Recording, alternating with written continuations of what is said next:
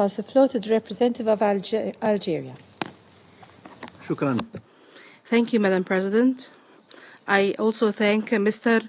Miroslav Jenka of the Department of Political and Peacebuilding Affairs and Peace Operations, and Ms. Edem Wosorno, Director of Operations and Advocacy Office for the Coordination of Humanitarian Affairs. Madam President, Algeria reiterates its concern at the continuing deterioration of the humanitarian situation caused by the Ukrainian crisis.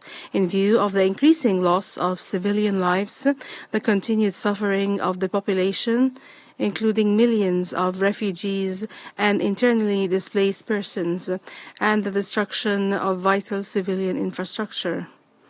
It is important and urgent that we work closely together and intensify our collective diplomatic efforts to put an end to this crisis without discrimination in addressing human suffering.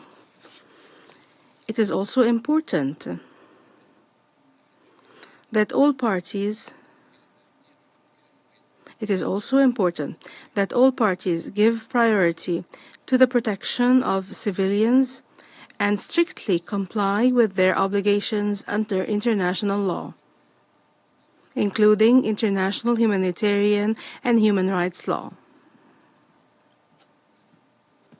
Equally important is the need to reduce tensions, avoid hostilities, and refrain from any action that would lead to confrontation between the parties. This is in order to create conditions for comprehensive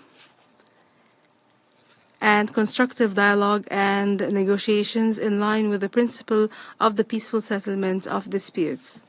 On the other hand, we again warn that further polarization will only serve to prolong the crisis and will only lead to further escalation, with serious implications for international peace and security. In conclusion, Algeria reiterates its call for the intensification of international diplomatic efforts aimed at finding a solution to this crisis in order to achieve just and lasting peace on the basis of the purposes and principles of the Charter of the United Nations and the legitimate security concerns of all parties. I thank you. I thank the Representative of Algeria.